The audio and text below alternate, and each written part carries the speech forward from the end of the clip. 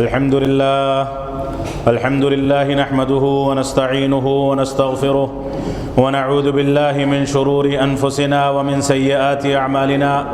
من يهده الله فلا مضل له ومن يضلل فلا هادي له وأشهد أن لا إله إلا الله وحده لا شريك له وأشهد أن محمدا عبده ورسوله أما بعد فإن خير الحديث كتاب الله وخير الهدي هدي محمد صلى الله عليه وسلم وشر الأمور محدثاتها وكل محدثة بدعة وكل بدعة ضلالة وكل ضلالة في النار فأعوذ بالله السميع العليم من الشيطان الرجيم بسم الله الرحمن الرحيم إنا أنزلناه في ليلة القدر وما أدراك ما ليلة القدر ليلة القدر خير من ألف شهر۔ محترم سامعین کرام، بزرگان دین، نوجوانان ملت اسلامیہ اور خواتین اسلام، مسلسل 2 خطبات جمعہ سے آپ حضرات کے سامنے رمضان المبارک سے متعلق بعض ان اعمال کا تذکرہ کیا جا رہا ہے جن کو رسول اکرم صلی اللہ علیہ وسلم اس مبارک مہینے میں خصوصیت کے ساتھ انجام دیتے تھے اور امت اسلامیہ کو اس پر ابھارا جاتا تھا۔ وہ اعمال اور وہ اعمال صالحہ جن کو رمضان میں کرنا اور رمضان کے بعد بھی باقی رکھنا ہمارے لیے ضروری ہے، لیکن بدقسمتی ایسی ہے کہ مسلمان رمضان کے رخصت ہونے کے ساتھ ہی تمام کے تمام اعمال کو، یہاں تک کہ واجبات اور فرائض کو بھی ترک کر کے اس بات کا ثبوت پیش کرتا ہے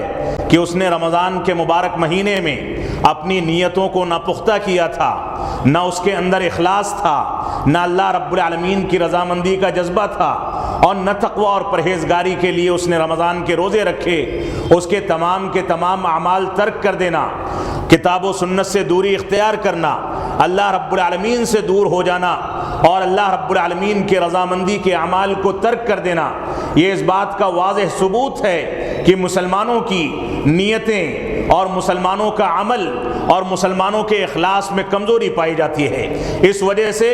مسلسل اس بات کی اپیل کی گئی تھی کہ ہمیں رمضان کے بعد بھی اپنے واجبات کو، تلاوت کلام پاک کو، نفلی روزوں کو، اللہ رب العالمین کی رضامندی کے لیے جو بھی عمل کیے جا سکتے ہیں ان اعمال کو جاری رکھنا چاہیے۔ ایسا نہ ہو کہ رمضان کا چاند دیکھتے ہی ہم نے جو اعمال شروع کیے ہیں، عید الفطر کا چاند دیکھنے کے بعد وہ گدھے کے سر سے سینگ کی طرح سے غائب ہو جائیں اور ہماری مسجدیں ویران پڑ جائیں، ہمارے عمل اس طریقے سے غائب ہو جائیں کہ گویا ہم مسلمان ہی نہیں، ہم نمازوں کی پابندی چھوڑ دیں، تلاوت کلام پاک کی پابندی چھوڑ دیں، صدقات و خیرات کو چھوڑ دیں، قرآن مجید کی تلاوت کو چھوڑ دیں اور قرآن مجید کو آئندہ رمضان کے لیے زیب و زینت بنا کر کے اور محض تبرک سمجھ کر کے جزدانوں میں سجا کر کے اپنے گھروں کی الماریوں میں اور طاقوں میں اور اپنے گھروں میں کتابوں کو رکھنے کی جگہ کے اندر اس کو سجا دیا جائے اور اس کے بعد انتظار کیا جائے کہ آئندہ رمضان میں اس کی تلاوت ہوگی، آئندہ رمضان میں اس کے تراجم پڑھے جائیں گے۔ کس کو اس بات کی ضمانت ہے؟ اس بات کی کون گارنٹی دے سکتا ہے کہ آئندہ رمضان تو دور کی بات، آج ہی کے رمضان میں افطار تک کوئی باحیات رہے گا؟ کوئی اس بات کی ضمانت نہیں دے سکتا کہ اس مسجد میں نمازوں کی ادائیگی کے لیے یا صلاۃ جمعہ یا خطبہ جمعہ کی سماعت کے لیے جو لوگ حاضر ہوئے ہیں، وہ چاہے سنانے والا ہو، چاہے سننے والا ہو، چاہے بتانے والا ہو، چاہے سننے والا ہو، کوئی اس بات کی ضمانت نہیں دے سکتا ہے کہ وہ اپنے گھروں تک صحیح سلامت پہنچے گا۔ اللہ رب العالمین نے اس موت کو، موت کے راز کو، موت کے وقت کو، موت کی کیفیت کو اس انداز سے رازدار رکھا ہے کہ کوئی انسان اس کے بارے میں باخبر نہیں ہو سکتا۔ رسول اکرم صلی اللہ علیہ وسلم کو اس راز سے دور رکھا گیا، صحابہ اکرام کو اس راز سے مخفی رکھا گیا، دوسرے تمام کے تمام بزرگان دین اور علماء اکرام دنیا میں آئے اور گزر گئے، لیکن ان لوگوں کی زندگی میں کہیں سستی اور کاہلی نہیں تھی، اس وجہ سے کہ وہ جانتے تھے کہ میرا یہ قدم تو زندگی میں ہے، لیکن اگلا قدم موت کے حوالے ہوگا یا زندگی میں ہوگا، کوئی انسان اس بات کی ضمانت نہیں دے سکتا ہے۔ یہی وجہ ہے کہ بعض اسلاف کہتے ہیں کہ اگر اللہ رب العالمین کے بارے میں مجھ کو اس بات کا علم ہو جائے کہ میرے کسی عمل کو جو عمل رائی کے دانے کے برابر بھی رہا ہو اگر اللہ رب العالمین نے قبول فرما لیا ہے تو ایسی صورت میں لتمنیت الموت تو میں موت کی خواہش کروں گا۔ اگر رائی کے دانے کے برابر کوئی عمل قبول کر لیا گیا تو ایسی صورت میں اسلاف یہ تصور کرتے تھے کہ کاش اسی قبولیت پر میری موت ہو جائے اور اللہ رب العالمین کے دربار میں مجھ کو جہنم کے عذاب سے، اللہ رب العالمین کی لعنت سے، اللہ رب العالمین کے عذاب سے مجھ کو چھٹکارا مل جائے۔ یہ کیفیت تھی ہمارے اسلاف کی کہ چھوٹے چھوٹے عمل کے لیے، بڑے سے بڑے عمل کے لیے ہمیشہ دلوں میں یہ جذبہ ہوتا تھا کہ کاش اللہ رب العالمین قبول فرما لے۔ آج کے دور میں 5 وقتہ نمازوں کی پابندی تو دور کی رہی، اگر انسان نے 1 وقت کی نماز ادا کر لی، صرف صلاۃ جمعہ ادا کر لی، عیدین کا اہتمام کر لیا، تھوڑا سا صدقہ و خیرات کر دیا، تلاوت کلام پاک کر لی، تو یہ سوچتا ہے کہ میں نے تو نماز ادا کر لی ہے، میں نے تو تلاوت کا اہتمام کر لیا ہے، میں نے تو صدقات و خیرات کا اہتمام کر لیا ہے، اب اللہ کی ذات سے امید ہے کہ وہ جنت میں مجھ کو داخلہ عنایت فرمائے گا۔ رسول اکرم صلی اللہ علیہ وسلم کا عمل دیکھیں اور سلف صالحین کے اس قول کو دیکھیں جس میں ان لوگوں کا یہ بیان دیا گیا، یہ بیان ان لوگوں کا موجود ہے کہ اگر رائی کے دانے کے برابر بھی ہم کو یہ یقین ہو جائے کہ اللہ رب العالمین نے ہمارے کسی عمل کو قبول کر لیا ہے تو ہم چاہتے ہیں کہ اللہ رب العالمین ہم کو دنیا سے اٹھا لے۔ اور رسول اکرم صلی اللہ علیہ وسلم اکثر فرمایا کرتے تھے کہ تم میں سے کوئی انسان اپنے عمل کے نتیجے میں جنت میں داخل نہیں ہو سکتا ہے۔ صحابہ کرام نے پوچھا ولا انت یا رسول اللہ، اے اللہ کے نبی صلی اللہ علیہ وسلم کیا آپ بھی داخل نہیں ہو سکتے؟ تو آپ نے فرمایا کہ ہاں میں بھی اللہ رب العالمین کے دربار میں جنت کی حصول یابی پر قادر نہیں ہوں الا یہ کہ میرے عمل کے نتیجے میں اللہ رب العالمین مجھ کو اپنی رحمت میں اور اپنی برکت میں سمیٹ لے، اس کے تلے ڈھانپ لے، تو ایسی صورت میں امید کی جا سکتی ہے کہ میں جنت میں داخل ہو جاؤں۔ وہ نبی آخر الزمان جن کا عبادت کرتے کرتے مبارک پیر میں ورم آ جاتا تھا، وہ نبی آخر الزمان روتے روتے جن کے سینے سے کڑھائی کے ابال کی طرح سے آواز اٹھا کرتی تھی، وہ نبی آخر الزمان جن کی نہ نفلی عبادتیں چھوٹتی تھیں نہ واجبات چھوٹتے تھے، وہ نبی آخر الزمان جن کو قرآن مجید کی چند سورتوں نے عمر سے پہلے بوڑھا بنا دیا، وہ نبی آخر الزمان جن کے گھر میں کئی مہینے تک 3 مہینے تک چولہا نہیں جلتا تھا، صرف کھجور اور پانی پر گزارا کرتے تھے، وہ نبی آخر الزمان جن کے بارے میں اما عائشہ صدیقہ فرماتی ہیں، صحیح بخاری کی روایت ہے کہ اللہ کے نبی صلی اللہ علیہ وسلم کی وفات کے وقت کسی یہودی کی، اللہ کے نبی صلی اللہ علیہ وسلم کی ایک زرہ ایک یہودی کے پاس گروی رکھ کے اس سے تھوڑا سا جو لیا گیا کہ اللہ کے نبی صلی اللہ علیہ وسلم کے کھانے پینے کا انتظام کیا جا سکے۔ اس نبی آخر الزمان کا یہ عالم ہے کہ وہ کہتے ہیں کہ میں بھی اپنے عمل کے نتیجے میں جنت میں داخل نہیں ہو سکتا ہوں الا یہ کہ اللہ رب العالمین اپنی رحمت میں مجھ کو ڈھانپ لے۔ آج کے دور میں بڑا آسان ہو گیا جنت کا ٹھیکیدار بننا، بڑا آسان ہو گیا یہ کہنا کہ ہم مسلمان ہیں، بڑا آسان ہو گیا یہ کہنا کہ ہم نمازی ہیں، بڑا آسان ہو گیا یہ کہنا کہ ایک انسان جا کر کے حج کر کے آتا ہے، لوگوں کی دعوتیں کرتا ہے، لوگوں کو ابھارتا ہے، اپنے گھر کے باہر جو نام کا کتبہ لگاتا ہے اس پر حاجی کا کلمہ بڑھوا دیتا ہے اور یہ ثابت کرتا ہے کہ اس نے حج کر لیا۔ نماز پڑھنے والے دکھاتے ہیں کہ ہم نماز پڑھتے ہیں، صدقات و خیرات کرنے والے ظاہر کرتے ہیں کہ ہم غریبوں کا خیال کرتے ہیں،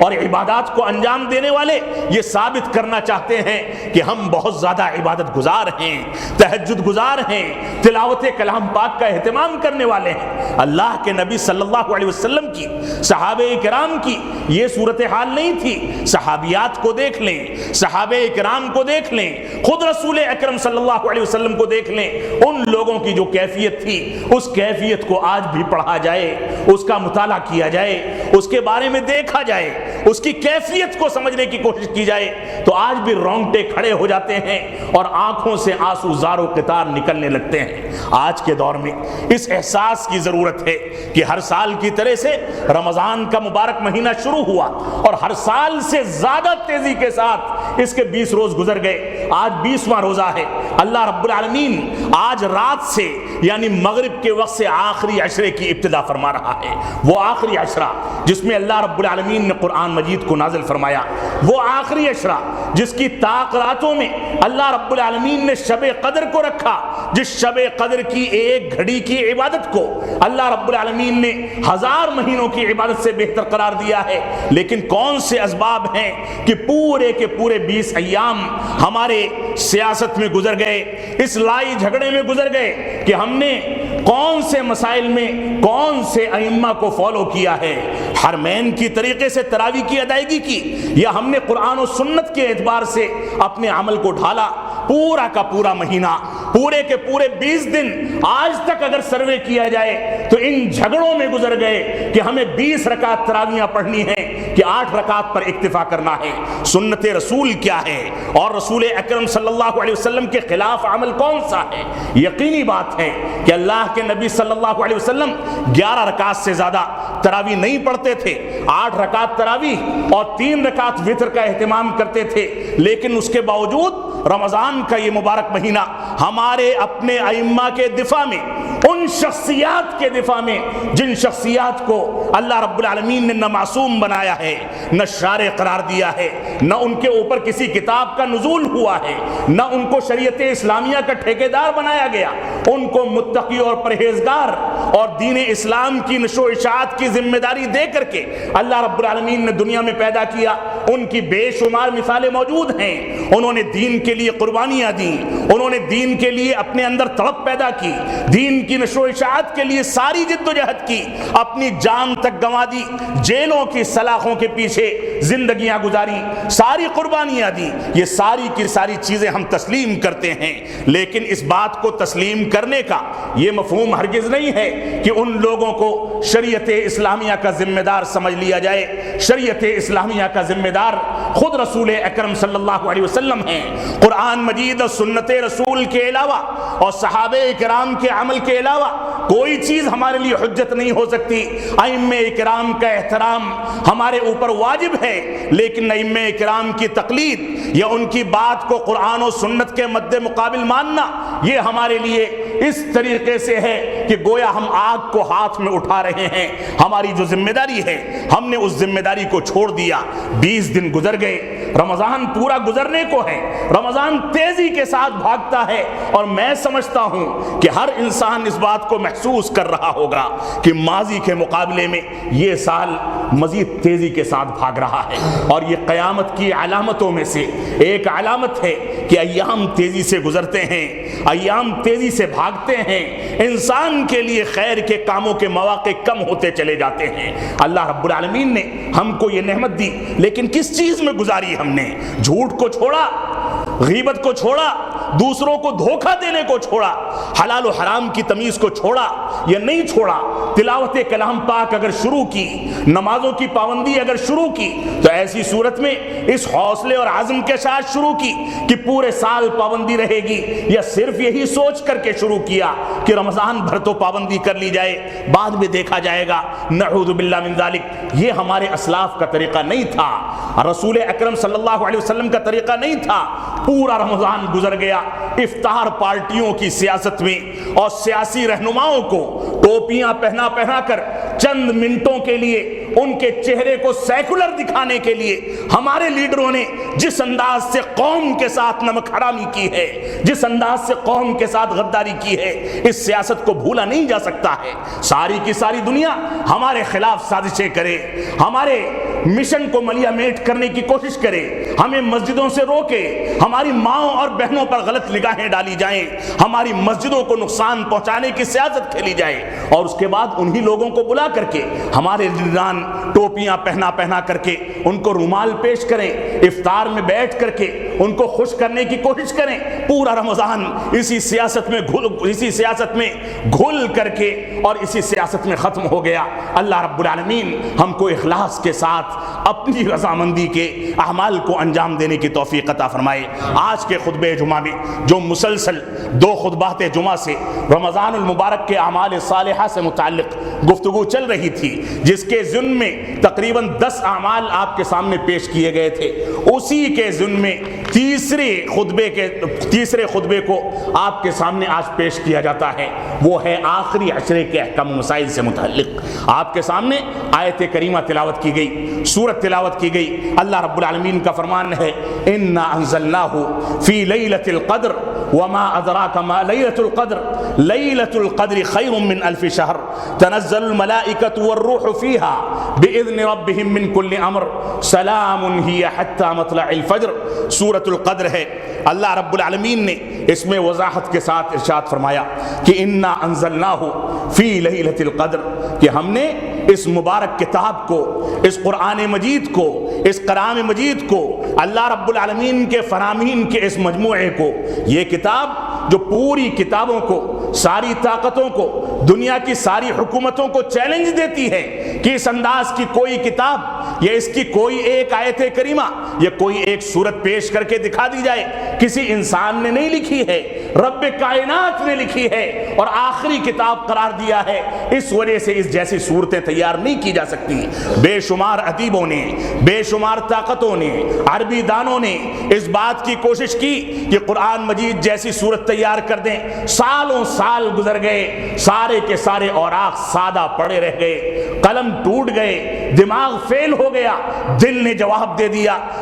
جسم نے کراہت محسوس کی، اور اس کے بعد باہر نکلتے ہیں تو کہتے ہیں کہ میرے بس کی بات نہیں کہ اس جیسی ایک صورت بھی تیار کی جائے۔ کسی نے جرت کی تو القارعۃ ما القارعہ کے مد مقابل الفیل ملفیل وما ادراک ملفیل کو تیار کر دیا۔ اللہ رب العالمین فرماتا ہے کہ تم کو کیا پتا کہ یہ کھڑکھڑا دینے والی آواز، یہ قیامت کی خطرناکی کیا چیز ہے؟ قیامت کا دن، جس دن حاملہ عورتیں اپنے حمل کو ظاہر کر دیں گی، دودھ پلانے والی خواتین اپنے بچوں کو دودھ پلانا بھول جائیں گی، جس دن روئی کے گالے کی طرح سے پہاڑ اڑتے پھریں گے۔ اللہ رب العالمین یہ تعبیرات پیش کرتا ہے، اور ایک شاعر اور ادیب اٹھتا ہے، کہتا ہے کہ ہاتھی، اور تم کو کیا پتا کہ ہاتھی کیا چیز ہے؟ کتنی تحقیقات ہوئی ہوں گی، تو آج تک اس قرآن مجید کا کوئی نہ جواب دے سکا ہے، نہ اس کے مد مقابل کوئی چیز پیش کر سکا ہے، اور نہ کر سکے گا، اور چیلنج ہے کہ ساری کی ساری دنیا اس چیز میں لگ جائے، لیکن اس کے بس کی بات نہیں ہے۔ یہ اللہ رب العالمین کا معجزہ ہے۔ اللہ رب العالمین نے فرمایا کہ ہم نے اس قرآن مجید کو اسی رات کے اندر نازل کیا ہے، جو رمضان کے آخری عشرے کی طاق راتیں ہیں، 21ویں شب جو آج رات کو ہے، اور اس کے بعد 23ویں شب، 25ویں شب، 27ویں اور 29ویں شب، ان 5 راتوں میں سے کسی ایک رات میں اللہ رب العالمین نے اس قرآن مجید کو نازل فرمایا۔ اللہ رب العالمین نے فرمایا کہ ہم نے اس کو عزت والی رات میں نازل کیا ہے۔ وما ادراک ما لیلۃ القدر، اے اللہ کے نبی صلی اللہ علیہ وسلم، آپ کو کیا پتا کہ یہ شب قدر، یہ عزت والی رات کیا ہے، اس کا مقام کیا ہے، اس کی عظمت کیا ہے، اور اس کی برکتیں کیا ہیں؟ اللہ رب العالمین نے خود جواب دیا، لیلۃ القدر خیر من الف شہر، یہ عزت والی رات ایسی رات ہے جس کی عبادت 1000 مہینوں کی عبادت سے بہتر ہے، یعنی کم از کم 84 سال کا ثواب جو انسان کی عمر سے زیادہ ایام کا حامل ہے، اس کا ثواب انسان کو مل جاتا ہے۔ اور اس کے بعد فرماتے ہیں، اللہ رب العالمین فرماتا ہے کہ اس میں اللہ رب العالمین فرشتوں کو اور جبریل علیہ السلام کو اپنے حکم سے معاملات کا فیصلہ کرنے کے لیے، مستقبل کے بارے میں فیصلہ کرنے کے لیے نازل فرماتا ہے۔ کہ بندوں کے حق میں جا کر کے فیصلے لکھ دیے جائیں۔ جو عبادت کرتا ہوگا، اللہ رب العالمین سے قربت تلاش کرتا ہوگا، اللہ رب العالمین کی رضامندی کے لیے کوشاں ہوگا، اس کے لیے فیصلے لکھے جائیں گے کہ دنیا کے اندر وہ کامیابی حاصل کرے، اللہ رب العالمین سے قربت حاصل کرے، حلال و حرام کی تمیز کر سکے، اس کی دعائیں قبول کی جائیں، اور اس کے بارے میں اللہ رب العالمین اچھے فیصلے فرمائے گا۔ اور اس کے بعد فرمایا سلام ہی حتی مطلع الفجر۔ آخری آیت کریمہ میں اللہ رب العالمین ارشاد فرماتا ہے کہ صلاۃ فجر تک اس رات میں سلامتی ہی سلامتی ہوتی ہے، سلامتی کا نزول ہوتا ہے۔ اللہ رب العالمین اپنے فرشتوں کے ذریعے گشت کرا کر کے اپنے نیک بندوں کی فہرست تیار کراتا ہے اور ان کے اوپر سلامتی کا نزول ہوتا ہے۔ یہ شب قدر آج شب سے شروع ہو رہی ہے۔ اللہ رب العالمین ہم کو اس مبارک گھڑی کو تلاش کرنے کی، جستجو کرنے اور اس کو پا لینے کی توفیق عطا فرمائے، تاکہ ماضی کے تمام گناہوں کو ہم معاف کرا سکیں، ماضی کی خطاؤں کو معاف کرا سکیں، اور اللہ رب العالمین کو اپنے آپ سے راضی کر سکیں، جنت کے مستحق قرار پا سکیں۔ یہ اس رات کی اور اس آخری عشرے کی سب سے بنیادی فضیلت ہے۔ اسی طرح سے اللہ رب العالمین نے فرمایا انا انزلناہ فی لیلۃ مبارکۃ انا کنا منذرین، کہ ہم نے اس قرآن مجید کو ایک مبارک رات کے اندر نازل کیا ہے، اور اس کے بعد فرمایا انا کنا منذرین، کہ ہم تم لوگوں کو ڈرانے والے ہیں۔ اس قرآن مجید کو نازل کرنے کا مقصد، یہ اس رات کے وجود کا مقصد، یہ تمام کی تمام عبادتوں کے وجود کا مقصد اللہ رب العالمین سے ڈرانا، اللہ رب العالمین کو راضی کرنا، اللہ رب العالمین سے خوف اور اسی طرح سے امید رکھنا۔ یہ انسان کی ذمہ داری ہے کہ انسان اپنے اندر وہ روح پیدا کرے، وہ تڑپ پیدا کرے، وہ احساس پیدا کرے۔ اسی طرح سے عائشہ صدیقہ رضی اللہ تعالی عنہ فرماتی ہیں کہ کان رسول اللہ صلی اللہ علیہ وسلم اذا دخل العشر شد مئزرہ واحیا لیلہ وایقظ اہلہ۔ صحیح بخاری اور صحیح مسلم کی روایت ہے، فرماتی ہیں کہ اللہ کے نبی صلی اللہ علیہ وسلم نے ارشاد فرمایا کہ اللہ کے نبی صلی اللہ علیہ وسلم جب آخری عشرہ رمضان کا داخل ہوتا تھا تو ایسی صورت میں اپنی کمر کس لیا کرتے تھے اور اپنی راتوں کو بیدار رہا کرتے تھے اور اپنے اہل و عیال کو بیدار کیا کرتے تھے، ان کو جگاتے تھے کہ اٹھو اور نمازوں کا اہتمام کرو، تلاوت کا اہتمام کرو، صدقات و خیرات کا اہتمام کرو، توبہ و استغفار کا اہتمام کرو۔ اللہ کے نبی صلی اللہ علیہ وسلم جگایا کرتے تھے۔ اور عائشہ صدیقہ رضی اللہ تعالی عنہا کا ایک دوسری جگہ بیان ہے، صحیح بخاری اور صحیح مسلم کی روایت ہے، فرماتی ہیں کہ میں نہیں جانتی کہ اللہ کے نبی صلی اللہ علیہ وسلم نے کوئی رات ایسی بھی گزاری ہو جس میں پوری رات آپ بیدار رہے ہوں یہاں تک کہ صبح ہو جائے۔ آج کے دور میں مسلمانوں کے یہاں جو عمل پائے جاتے ہیں وہ عمل یہ ہے کہ ایک طرف تو سستی کی جائے تو واجبات چھوٹ جائیں، اور دوسری جانب بعض راتوں کی فضیلتیں بیان کر کے عشاء کے بعد سے لے کر کے فجر تک جاگنے کی پوری جستجو کی جائے، اس میں چائے بھی پی جائے، اس میں پان بھی کھائے جائیں، اس میں گپے بھی لڑائی جائیں، اس میں ایک دوسرے سے جھوٹ بھی بولا جائے، غیبت بھی کی جائے اور اللہ رب العالمین کی عبادت کی جائے، تو سب سے کم کیا جانے والا عمل عبادت الہی ہو۔ اللہ کے نبی صلی اللہ علیہ وسلم کا یہ وطیرہ نہیں تھا۔ عائشہ صدیقہ فرماتی ہیں کہ آپ رات میں بیدار بھی رہتے تھے اور آرام بھی کرتے تھے، تھوڑی دیر سوتے تھے تاکہ جتنی دیر جاگیں اتنی دیر عبادت کو نشاط کے ساتھ، چستی کے ساتھ انجام دے سکیں، اور باوضو ہو کر کے پھر آرام کریں تو آرام کریں۔ تو یہ بھی اللہ رب العالمین کی عبادت ہے، کیونکہ اللہ کی عبادت کے لیے، اس میں چستی پیدا کرنے کے لیے انسان اگر آرام کرتا ہے تو یہ آرام بھی عبادت ہے،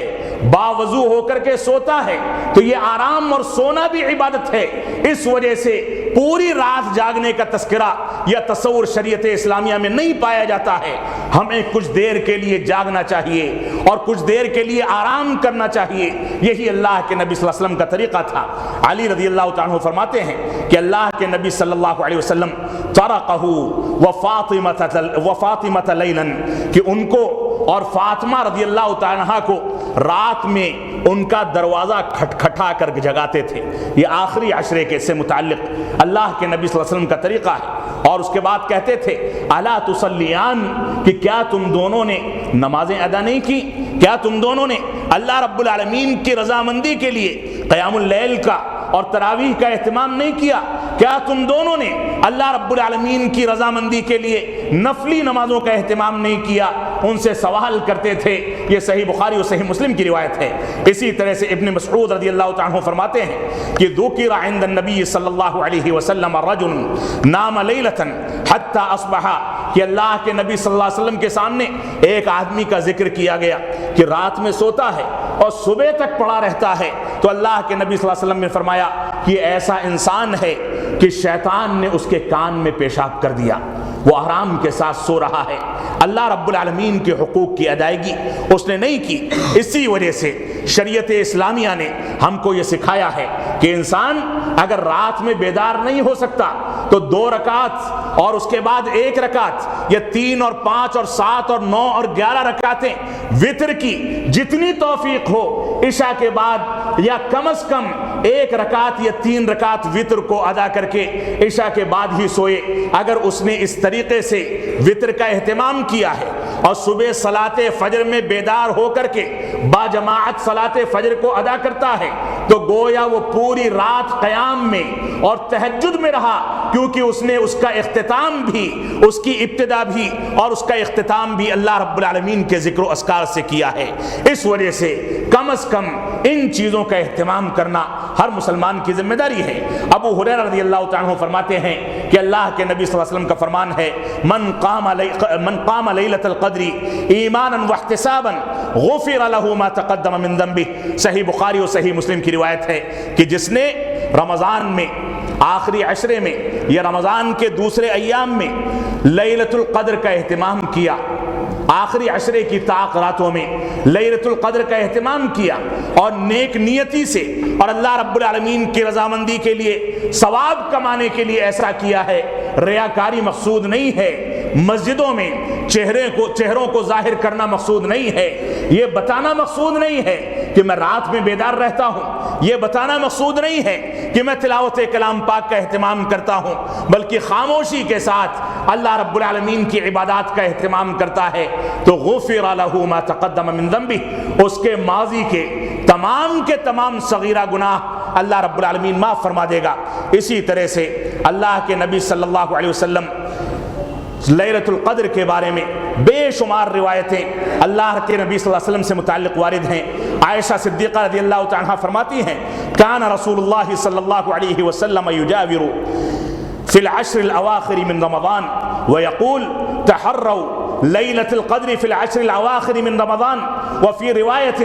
تحروا لیلۃ القدر فی الوتر من العشر الاواخر من رمضان۔ صحیح بخاری اور صحیح مسلم کی روایت ہے۔ دوسری روایت صحیح بخاری کی اور پہلی صحیح بخاری اور صحیح مسلم دونوں کی اللہ کے نبی صلی اللہ علیہ وسلم کے بارے میں عائشہ صدیقہ رضی اللہ تعالیٰ عنہ فرماتی ہیں کہ اللہ کے نبی صلی اللہ علیہ وسلم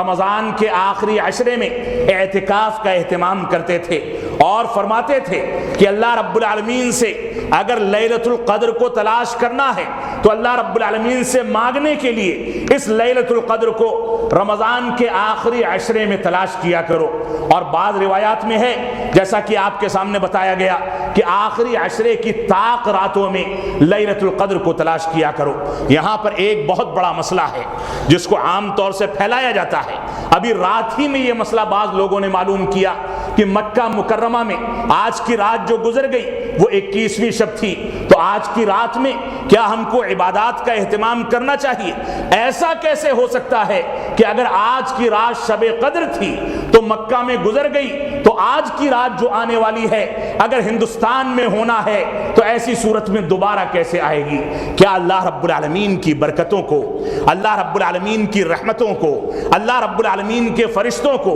اور اللہ رب العالمین کے فضل و کرم کو ہم محدود کرتے ہیں کہ ایک جگہ پر کوئی چیز آ گئی تو دوسری جگہ پر نہیں آ سکتی؟ یہ شب قدر پوری دنیا میں گردش کرنے والی رات ہے، آج اگر وہاں آئی تھی تو ہو سکتا سکتا ہے کہ آج یہاں آئے یا کسی دوسرے دن آئے. اسی وجہ سے اللہ رب العالمین نے اس کے علم کو مخفی رکھا ہے کہ انسان کثرت کے ساتھ اللہ رب العالمین کی رضامندی کے لیے سال میں کم از کم 5 راتوں میں تو اللہ رب العالمین کی عبادت کر سکے, اپنے مظلوم مسلمان بھائیوں کے لیے دعائیں کر سکے, اپنے نفس کو اور اپنے باطل کو جھجوڑ سکے, اپنے آپ کو جھجوڑ کر کے یہ پوچھ سکے کہ ماضی میں ہم نے کیا انجام دیا اور مستقبل میں کن چیزوں کا عزم کرنا ہے. کم از کم 5 راتوں میں بھی تو انسان کے اندر یہ احساس پیدا ہو. اس وجہ سے ہماری ذمہ داری ہے کہ ہم اس انداز سے زندگی گزاریں. اللہ کے نبی صلی اللہ علیہ وسلم سے عائشہ صدیقہ رضی اللہ تعالیٰ عنہ نے پوچھا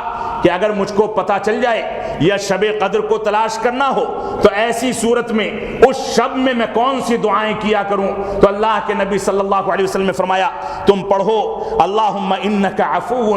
تحب العفو فاعف عنا. اے اللہ رب العالمین تو معاف کرنے کو بہت زیادہ پسند فرماتا ہے, تو معاف کرنے والا ہے, معاف کرنے کو پسند فرماتا ہے, لہذا مجھ کو معاف فرما دے. یہ دعا شب قدر کی پسندیدہ دعا ہے جو اللہ کے نبی صلی اللہ علیہ وسلم نے اپنی امت کو, امہات المؤمنین کو اور صحابہ کرام کو سکھائی ہے. لہذا ان 5 شبوں میں بالخصوص اور پورے عشرے کی تمام راتوں میں بالعموم یہ دعائیں کثرت کے ساتھ پڑھی جائیں تاکہ اللہ رب العالمین ہماری مغفرت فرمائے. اللہ رب العالمین ہم کو تمام کے تمام گناہوں سے توبہ کرنے کی توفیق عطا فرمائے. اعتکاف جس کے بارے میں رسول اکرم صلی اللہ علیہ وسلم سے متعلق احادیث میں ملتا ہے کہ اللہ کے نبی صلی اللہ علیہ وسلم نے پوری زندگی میں تمام کے تمام رمضانوں کے آخری عشروں میں اعتکاف کا اہتمام کیا, لیکن اپنے آخری رمضان میں رسول اکرم صلی اللہ علیہ وسلم نے 20 دنوں تک اعتکاف کیا اور قرآن مجید کے 2 دور کیے, 2 مرتبہ قرآن مجید کو ختم کیا. اس وجہ سے اعتکاف کی اصل سنت یہی ہے کہ انسان 20 رمضان کے گزر جانے کے بعد یعنی آج کا دن گزر جانے کے بعد مغرب کی اذان کے ساتھ مسجد میں داخل ہو جائے اور مسجد میں عمومی انداز سے رات بھر کچھ آرام کرے, کچھ عبادت کرے اور اس کے بعد صلاۃ فجر ادا کر کے 21ویں رمضان کی صلاۃ فجر ادا کر کے وہ اپنے معتکف میں یعنی جو جگہ مخصوص ہے اس کے اندر داخل ہو جائے. یہ اللہ کے نبی صلی اللہ علیہ وسلم کا طریقہ تھا اور اس کے بعد اس کا یہ اعتکاف جتنے دن کی نیت ہے اتنے دن تک چلے گا, اور اگر مکمل نیت ہے تو رمضان کے بعد عید کا چاند دیکھنے کے ساتھ وہ اعتکاف کو ختم کر سکتا ہے. اور اللہ کے نبی صلی اللہ علیہ وسلم عام طور سے یہ اہتمام کرتے تھے کہ عید گاہ کے لیے اپنے اعتکاف کو ختم کر کے مسجد ہی سے عید گاہ کے لیے نکلا کرتے تھے. لہذا چاند رات میں اعتکاف ختم کیا جائے یا عید کی نماز کے ساتھ ختم کیا جائے, دونوں طریقے صحیح ہیں اور ابتدا کا یہ وقت ہے یہ اللہ کے نبی صلی اللہ علیہ وسلم کا طریقہ تھا. اور ایسے واقعات بھی گزرے ہیں کہ اللہ کے نبی صلی اللہ علیہ وسلم نے رمضان کے اعتکاف کی نیت کو توڑ دیا, اس کو ترک کر دیا اور اس کے بعد آپ نے بعد میں اس کی قضا کی, جبکہ امت اسلامیہ کے لیے قضا کا کوئی مسئلہ نہیں ہے کیونکہ اللہ کے نبی صلی اللہ علیہ وسلم کوئی نفلی عمل بھی اگر انجام دیتے تھے تو آپ پر وہ واجب کر دیا جاتا تھا. ایک مرتبہ کا واقعہ ہے, صحیح روایات سے اس کا ثبوت ملتا ہے کہ اللہ کے نبی صلی اللہ علیہ وسلم نے 20 رمضان یا 21 رمضان کو اپنی مسجد میں خیمہ لگانے کا حکم دیا اور اس کے بعد اس میں منتقل ہونا چاہتے تھے. اس سے پہلے دیکھتے ہیں کہ اس کونے میں بھی خیمہ لگا ہے, اس کونے میں بھی خیمہ لگا ہے. امہات المومنین نے باری باری اپنے خیمے لگا دیے تو اللہ کے نبی صلی اللہ علیہ وسلم جب مسجد نبوی میں تشریف لائے اپنے خیمے میں داخل ہونا چاہتے تھے, پوچھا یہ کیا تماشا ہے, اتنے سارے خیمے کیسے لگے ہیں؟ تو آپ کو بتایا گیا کہ یہ آپ کی فلاں اہلیہ کا فلاں آپ کی بیوی کا خیمہ ہے, یہ فلاں بیوی کا خیمہ ہے, یہ فلاں بیوی کا خیمہ ہے. آپ غضبناک ہو گئے. آپ نے فرمایا یہ اللہ رب العالمین کی رضامندی کے لیے اور اللہ کو خوش کرنے کے لیے نہیں لگائے گئے ہیں, بلکہ یہ میرے ساتھ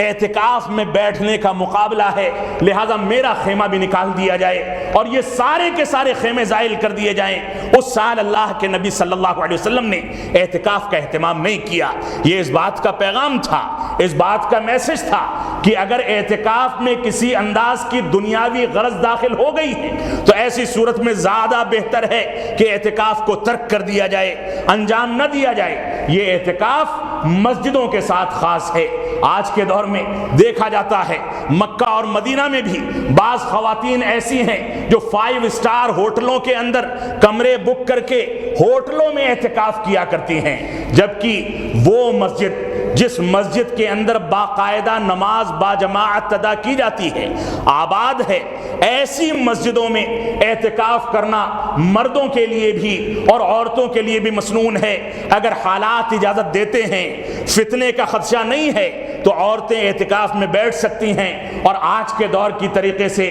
اگر فتنوں کا امکان ہے، بے پردگی کا امکان ہے، شرارتوں کا امکان ہے، تو بہتر یہ ہے کہ اعتکاف کو عورتیں ترک کر کے آخری عشرے میں کثرت کے ساتھ اپنے گھروں میں تلاوت اور نماز اور نوافل کا اہتمام کریں، اعتکاف کی نیت نہ کریں۔ گھروں کے اندر اس اعتکاف کے فیشن کو توڑا جانا چاہیے۔ یہ گھروں کا عمل نہیں ہے، یہ مسجدوں کا عمل ہے۔ اعتکاف کے بارے میں یہ بھی مسنون ہے کہ اللہ کے نبی صلی اللہ علیہ وسلم اپنے خیمے سے اپنا مبارک سر باہر نکالا کرتے تھے، اور اماں عائشہ صدیقہ رضی اللہ تعالیٰ عنہ بسا اوقات حیض کی حالت میں بھی ہوتی تھی، تو آپ کے مبارک سر کو اپنے مبارک حجرے سے ہاتھ نکال کر کے دھو دیا کرتی تھی، آپ کے کپڑے دے دیا کرتی تھی، آپ تبدیل کر دیتے تھے، آپ کو خوشبو پہنچا دیا کرتی تھی، آپ خوشبو کا استعمال کرتے تھے، اور اسی طریقے سے آپ کو کھانا پہنچانا، پانی کا انتظام کرنا، یہ ساری کی ساری ذمہ داریاں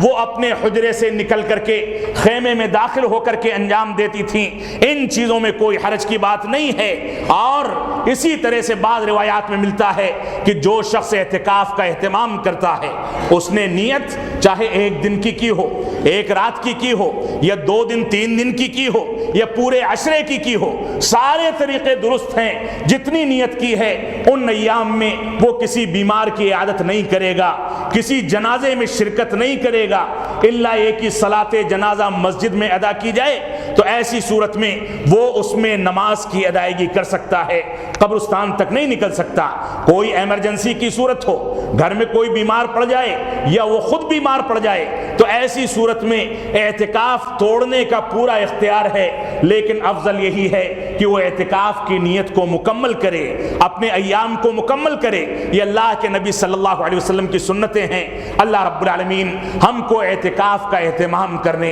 اور اللہ رب العالمین ہم کو اپنے سے قربت اختیار کرنے کے تمام وسائل اختیار کرنے کی بھرپور توفیق عطا فرمائے، آخری عشرے سے بھرپور فائدہ اٹھانے کی توفیق عطا فرمائے۔ ہم جب تک جئیں تب تک اسلام پر جئیں، جب ہمارا خاتمہ ہو تو ایمان پر ہو۔ وصلی اللہ بارک اللہ لنا ولکم فی القرآن المجید ونفعنی وإیاکم بالآیات والذکر الحمید، انہ تعالی جواد کریم ملک بر الرؤوف الرحیم۔